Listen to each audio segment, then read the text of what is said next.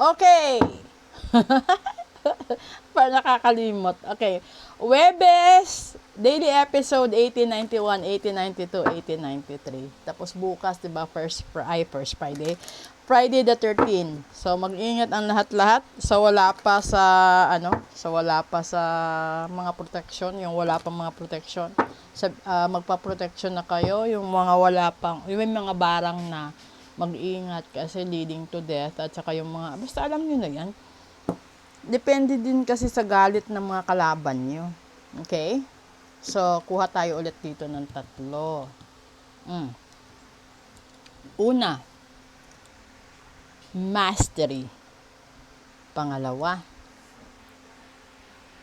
singer. Pangatlo, inner knowing. Ito malalim-lalim. Kasi, kailangan sa sinasabing mastery, kailangan alam mo yung journey sa likod ng mga, alam mo yung mga mangyayari sa likod ng katotohanan, alam mo yung mga mangyayari sa likod ng mga choices na ginawa mo sa buhay. Kasi tayo, hindi sa lahat naman ng hayop na ginawa ng Diyos, yung tao naman yung pinakamatalino. Literally. Pero alam mo na may mga consequences. Kapag gumawa ka ng kabutihan, may blessings ka. Kapag gumawa ka ng kasamaan, siyempre may karma ka. Diba? So, ito yung mastery na sinasabi. Yung dapat mong pag-aralan is yung spiritual na side na sundin mo kung may mga signs and symbols and mga premonition na binibigay sa'yo. Gawin mong batayan sa buhay yan. Kung hindi mo makukuha, magpa-private reading ka para malaman mo kung ano yung mangyayari sa buhay mo. At magkakaroon ka ng precautionary measure sa sarili mo, yung kaya mong paghandaan na baka darating yung panahon na mangyari yung hula sa akin, kailangan ko ganito, kailangan kong ganyan. Kasi yung tao, kapag masyadong masaya, nakakalimot. Kapag masyadong galit, nakakalimot din.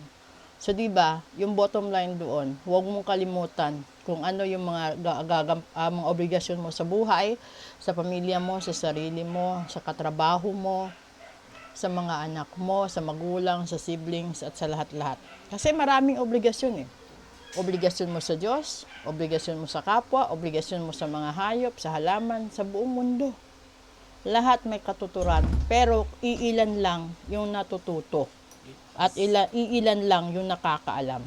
So ngayon, yung gagawin ninyo, kailangan yung maging matapang sa pagharap sa pagsubok sa buhay. Kailangan yung magkaroon ng pamamaraan at harapin ito ng buong confidence, di ba?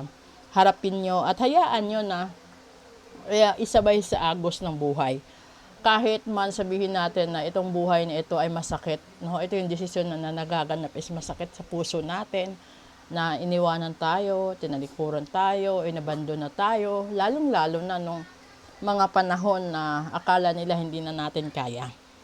Tapos, kung hinarap mo yan, dun mo malalaman na kaya mo palang tumayo sa sarili mong paa. Kaya mong ituwid yung mga baluktot ng mga nakaraan. Kaya mong ayusin ang lahat-lahat. Okay? Ito na naman si Nat-Nat. Okay. Yan. Si Nat-Nat gumagawa ng eksena sa tuwing nagre-record kasi ako eh. So, balikan natin ito. Wala kang ibang ima-master kundi sarili mong buhay. Sa mga marites, huwag nyo i-master ang buhay ng ibang tao. Sa mga nagdudunong-dunungan, tigilan nyo yan. Kasi, kanya-kanya kayo ng journey. Kanya-kanya kayo ng suliranin, kasiyahan, desisyon, kaligayahan, di ba? Kung ano man yung nakikita ninyo, tignan nyo na lang. Kung ano yung naririnig nyo, pakinggan nyo lang. Huwag na kayo magkomento, no? Kasi, basta hindi kayo pinapakialaman, huwag nyo nang patulan. Depende lang kasi yan, kasi may mga bagay na ginagayuma. May mga bagay na kinukulam ka, binabarang ka, sinusumpa ka. Kaya minsan lumilihis yung mga blessings na para sa atin. Lalong-lalo na bukas, Friday the 13th. So kung marami kayong kalaban sa negosyo, sa trabaho, sa relasyon, sigurado bukas lilihis lahat. Yung iba, pag maraming pera pambayad, lilihis ang buhay, mamamatay. May mga ganun. Yung iba, maaksidente, yung iba, magkakasakit. May mga ganun talaga. So, kalimitan kasi ganun naman yung nangyayari sa Friday the 13th. Pero kung may karampatang ritual ikaw, hindi yan lilihis. Masasalo mo yung mga blessings. So, sana, bago pa mahuli ang lahat, mapansin ninyo at masabi ninyo sa mga tao or ma-share ninyo yung video na ito para malaman nila din kung ano din ang dapat nilang gawin, no? At ano pa ba? Wala na, yun na lang eh. Abangan nyo, may live ako bukas, Friday the 13th. Magsisimula alas 8, magtatapos tayo alas 10. At yun na, ako, depende, free po yung yung live, pero yung full private reading hindi po siya free. So maraming salamat po sa inyong lahat. Mag-proceed tayo sa special episode. Bye!